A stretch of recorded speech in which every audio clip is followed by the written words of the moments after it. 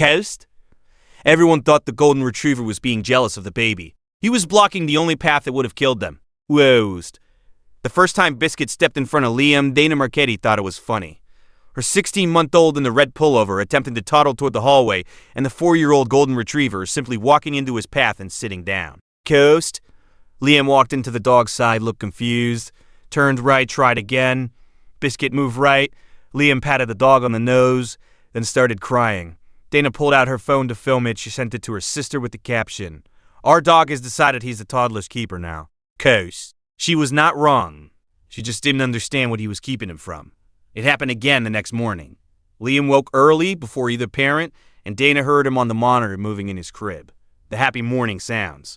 The babbling. She heard something else, too. A low whine. Coast. She went to the hallway and found Biscuit sitting in front of the nursery door, not blocking the door from the inside, blocking the hallway from outside it. Planted, square motionless. She stepped over him to get to Liam. Biscuit followed her inside, circled the room twice, and sat by the window. Coast. He did this every morning for 3 days. Ghost. Dana's husband Marco, an electrician, watched it on day 2. He observed for 45 seconds and said what they were both beginning to think. Maybe he's jealous. New baby, less attention. Classic resource guarding redirected toward the child. Marco had grown up with dogs. He recognized patterns. Coast. He was certain this was one of them. He was looking at exactly the right thing and drawing exactly the wrong conclusion. Coast. By day 3, the behavior had changed. Biscuit was no longer just positioning near Liam. He had started doing something new. Coast? Every time Liam approached the basement door at the far end of the kitchen, a door Liam had never once been interested in before and now approached 3 times in one afternoon, Biscuit would get there first. He'd sit against the door and look at Dana with an expression she had no word for. Not alerting, not excited. Coast. Focused in a way that was different from his usual states. Coast. She started keeping Liam away from that door. She told herself it was because Biscuit was guarding it, that the dog had claimed the basement as his space, and she didn't want to trigger a territorial response near her toddler. This was a reasonable thought. She had Googled it. Coast.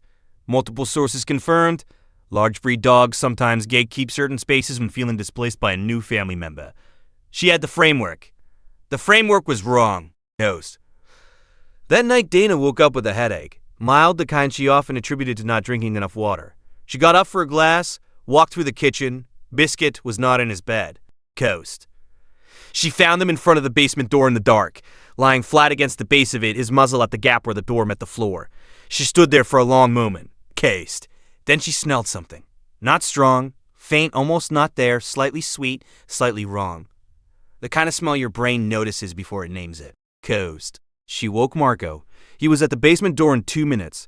He opened it, went 3 steps down, and came back up immediately. He said, "Get Liam. Get out of the house. Right now." Marco called 911 from the front lawn. Coast. The fire department arrived in 7 minutes. Carbon monoxide detectors were deployed throughout the house. The reading in the basement registered at 278 parts per million. The threshold for immediate danger in enclosed spaces is 70. Coast. The furnace heat exchanger had developed a crack.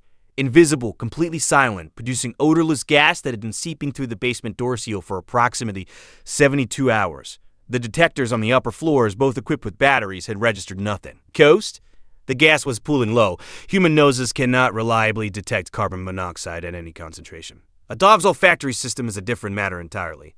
Coast. The firefighter who walked them through the assessment, Lieutenant Carla Doherty, 11 years in the department, looked at Biscuit sitting in the front yard and said simply, "He knew before your equipment did." Coast. If you stay for stories about what animals sense before we do, you are in exactly the right place. Subscribe so you don't miss the next one. The furnace was replaced. The house was cleared in 36 hours. Coast. Dana walked through what she now understood. The blocking of Liam from the hallway. The gas had been lowest and most concentrated near the floor, exactly where a toddler breathes. The circling of the nursery in the mornings, checking the room where the smallest member of the family slept at the lowest elevation. Coast. The vigil against the basement door, the source sealed shut by a dog who had no other way to say, "Do not open this." Every time Marco called it jealousy, Biscuit had already been doing the job of every safety device in that house.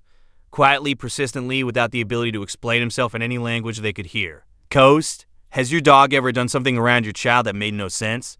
Until you look back and understood. Tell us in the comments. These stories deserve to be heard. Coast. They moved back in on a Tuesday. Biscuit walked straight to the kitchen, sniffed along the baseboard near the furnace vent, and then went to his bed. He exhaled. His tail moved once. Every guardian deserves to be recognized, even the ones who never ask for anything in return. Subscribe so you never miss the next story. Toast. He slept through the whole night without waking.